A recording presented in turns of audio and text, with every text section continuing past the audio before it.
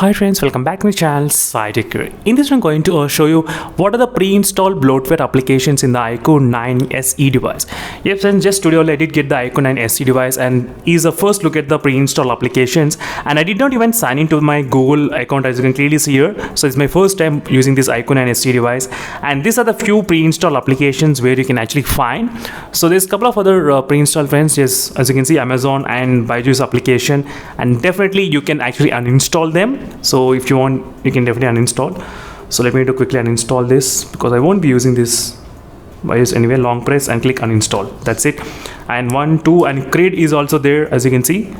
Even this one you can actually uninstall. Facebook and Google Pay is there.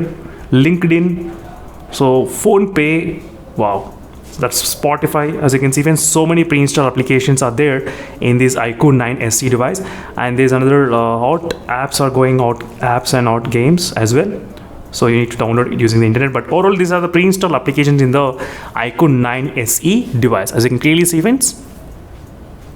So let me try to count how many applications are there right now in the iQOO 9 SE device. So 1, 2, 3, 4, 5, 6, 7, 8, 9, 10. So 10 rows, 10 into 4, so 40 plus another one application just now I did uninstall. So 44 applications will be there in the iQOO 9 SE device of once after you do the setup process. So that's it friends, thank you for watching, and meanwhile stay tuned for more updates, and let me know in the comment section below what are other videos you want me to upload on the iQOO 9 SE.